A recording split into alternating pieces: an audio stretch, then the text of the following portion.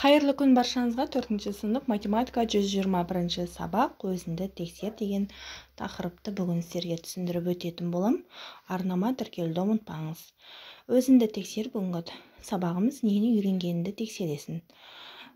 Дұрыс бұрыс бөлшектер араласандар дегеніміз не екенін білемін. Бірінші есепте берілгенде бөлімі 42 болатын дұрыс бөлшек неге алымы 42 болатын дұрыс бөлшек жаз. Бүтін және бөлшек бөліктердің қосындысы түрінде жаз деген. Міне сіздерге біріншісін дұрыс бөлшек деп көрсетіп тұрмын, екіншісін бұрыс бөлшек, үшінші есебімізде аралас сан қандай болатынын көрсеттім.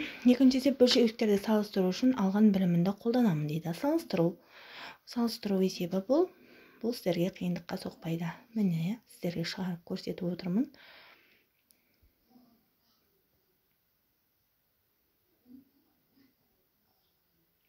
Үшінші есепте бөлімдері бірдей жай бөлшектерді қосу және азайту амалдарын орындай аламын. Теңдеуді шешу екен.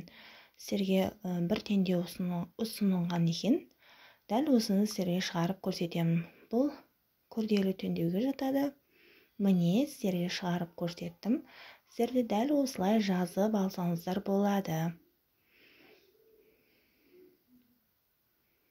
Міне 4-ші есеп бүтіннің бөлігін табуға берілген есептер талдау жасай аламын және шығарамын. Кері есептер құрастырамын және шығарамын дейді. А, бөліктерінен тұрады екен бұл есеп. Бірінші есептер А есебін шығарамыз. Есебіне сол есепке кері есеп құрастырып сіздерге шығарып ұсынып отырмын. Міне дәл осылай жазып алсаңыздар болады. Егерде есеп ұнап жатса лайк басып қойыңыз. Бүгінгі 5-ші есебімізде есептеудің дұрыстығын тексере аламын дейді. Қатені бұл жерде түзету керек. Мен сіздерге дәл осыны қазір көрсетемін. Міне шығарып сіздерге ұсындым. Есептер ұнаса комментарий жазыңыз.